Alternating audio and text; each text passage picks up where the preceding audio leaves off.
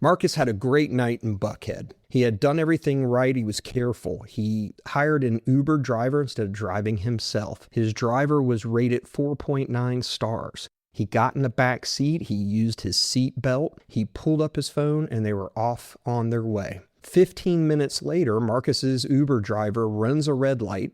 A truck coming the other way slams into Marcus's side of the vehicle, caving in the passenger door. Marcus has 3 fractures to his shoulder and he's got a concussion. Well, Marcus thinks, I'm a passenger. I wasn't driving. I have no fault in this situation. This should be simple. What Marcus didn't know is that Uber's insurance coverage shifts depending on what the driver was doing at the exact moment of the crash. And that coverage structure creates real confusion about who pays and how much passengers like Marcus can collect. Marcus spent months dealing with 3 different insurance companies, all of them pointing fingers at each other as being the insurance company that should be paying first, before he realized he needed help. If you've been in a rideshare accident in Atlanta, this video is the one that you need to watch before you talk to anyone. Hi, I'm Ted Spaulding. I'm a personal injury attorney here in Atlanta, and I have been handling rideshare cases from the very beginning of its creation. I've been practicing for 20 years. Rideshare accidents are one of the most complicated cases that we end up handling at this time in Georgia. And that's because they're, one, extremely common, and this insurance structure is very confusing. Atlanta is one of the most active rideshare markets in the country. Buckhead, Midtown, the airport corridor, Inman Park, all of these areas can have constant rideshare traffic. More rides mean more accidents, unfortunately. And the insurance structure that Uber and Lyft employ, they are designed to create confusion about who pays and how much when someone is hurt. So let's break it down very clearly for you. So Uber and Lyft use what I call a 3-phase coverage system. The coverage that applies to your accident depends entirely on what phase the driver was in at the exact moment that the crash occurred. So let's talk about phase 1.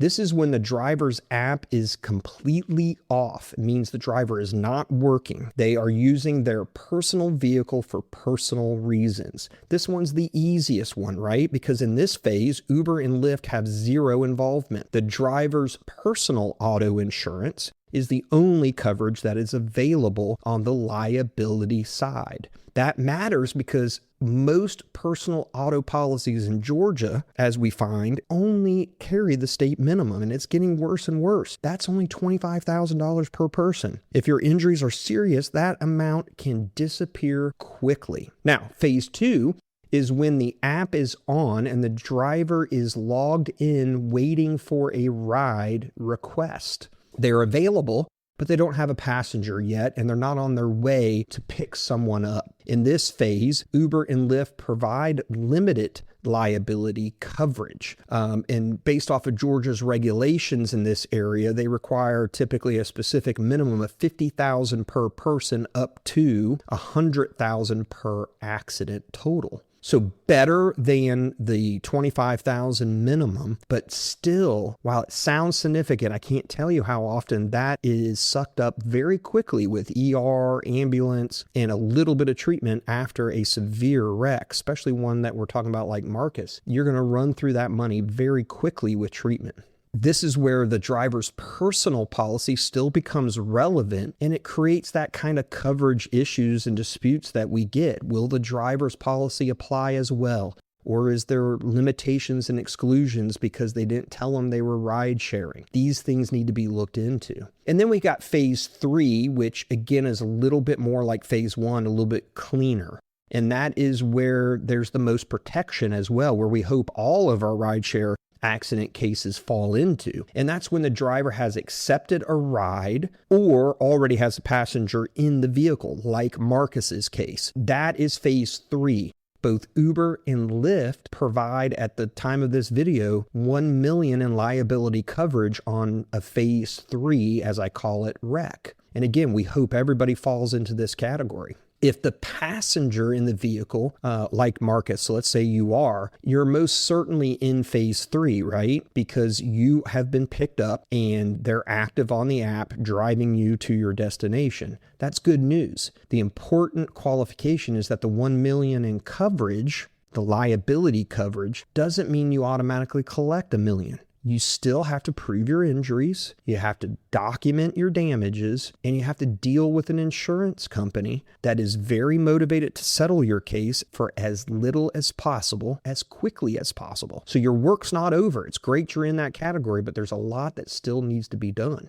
Now let's talk about the scenario where you're in another vehicle, either driving or a passenger, and you're hit by an Uber or Lyft driver. The first thing you need to determine is which phase again that you're in, the app status at the exact moment of the wreck. This is something you cannot verify yourself. Your attorney can subpoena Uber and Lyft records to establish the timeline and confirm which coverage phase applies to your claim. So again, you got to find out what phase you're in. And when you're not in the Uber vehicle, you're going against them. They're not likely going to tell you in a pre-litigation phase. Your attorney may need to file a lawsuit and subpoena. Now, here's something that comes up in these cases that most people don't think about. And that's that even when you're in phase 3 and the coverage applies to $1 million, Uber and Lyft's insurance carriers are large, sophisticated, and they're adversarial. They have teams of adjusters and defense attorneys. I call them go teams that are ready at the drop of a hat in a big wreck like this to collect evidence and ultimately hoping to reduce what they have to pay you. They will look for gaps in medical records. They will argue that you had pre-existing conditions and that the real source of your symptoms are from something unrelated to the wreck. This is the same playbook that any large insurance company uses, but with considerably more resources and experience behind it. So what should you do when you're in a rideshare accident? Well, there's several things that you should do. A lot of them are the same regardless of whether it's a rideshare accident, and there's some that are different and unique because it's a rideshare. So first is very standard, which is you want to document the scene. If you're physically able to, photographs of all of the vehicles involved, the intersection of the roadway where the crash happened, traffic signals, damage to your door in Marcus's case, or any other part of the vehicle that you were sitting in. If you see injuries on your body, photograph those too. It's always good to have them right away. You also want to get the driver's name, license plate number, and their personal insurance information. In addition to any kind of company name or anything that they may be riding through. There have been a few other companies that have popped up other than Uber and Lyft. They're much smaller entities through apps and other things. It's good to know who they're driving for. Second, always massively important, get witness information. So if there are witnesses there, don't assume the police officer is going to get that and have it on the police report. They often don't. Get it yourself. Full name, contact information, including email, so you can always have your lawyer or yourself call them later to get their full statement. Third, report the accident through the Uber Lyft app. If you are like Marcus and you're a passenger in an Uber or Lyft, you can do it right there in the app. You want to be reporting it and not assuming that the driver is going to do that. The report you file in the app is sometimes the first documentation of the accident because you can do that while you're waiting on the police to come out to the scene. Keep it simple, factual. You don't have to add a lot of information. Where the accident occurred, where you're injured, any other details of damages, things like that, and that you're seeking medical attention. Don't speculate about what the driver did or didn't do and that sort of thing. Let the police deal with that issue. Fourth, go to the doctor that day if you can.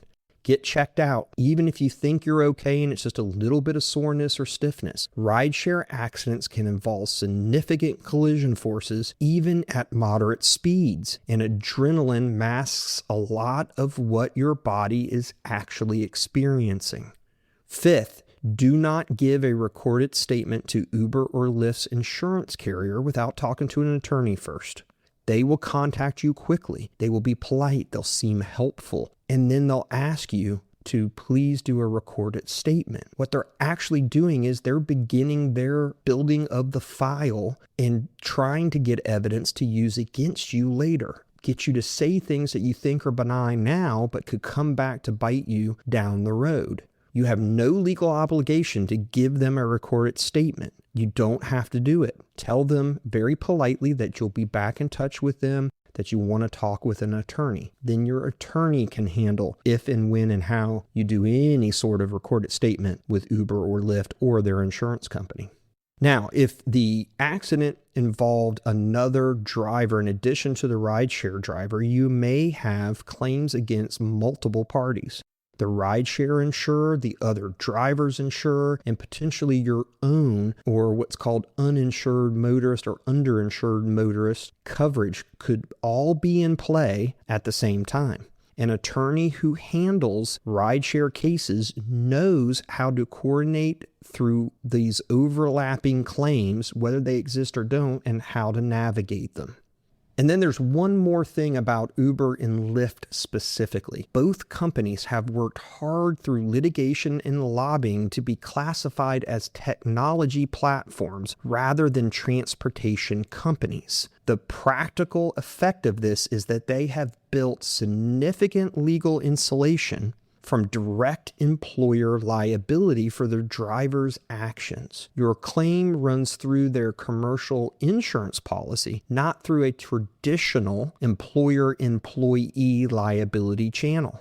That distinction matters, and it is one of the reasons these cases benefit enormously from experienced legal representation. There's one more scenario worth addressing. What if you were a passenger in an Uber or Lyft, but that driver, the Uber or Lyft driver, is not at fault? The other driver who hit you is. Well, in that scenario, it flips everything around. We're now not talking one of the three phases of liability coverage with Uber and Lyft. So it changes it. You're simply the passenger who was in the wrong place when another driver makes a mistake. It becomes a more typical situation. However, you may have a claim against not only that third-party driver's insurance on the liability side, but also Uber and Lyft who have coverage, which is uninsured or underinsured motorist. That coverage analysis gets layered quickly in multiple vehicle rideshare accidents as well. And making sure every available source of coverage is pursued is exactly the kind of thing an experienced attorney handles from the very outset in any rideshare accident. How does come into play? Is it rideshares? Is your coverage also coming in play on top of what Uber has? It gets layered very quickly. Also worth knowing, Uber and Lyft both have their own claims teams that will contact you. So it's not always from the insurance company. Their job's not to help you and not to help you understand your rights, how insurance works, how much coverage. Their job is to resolve the claim at the lowest possible cost as quickly as possible. They're friendly, efficient, and well-trained. Do not make a mistake and forget to advocate for yourself. They are not your advocate. Get an attorney involved before you give statements, before you accept anything, and before you assume the process is going to be straightforward. It almost never is.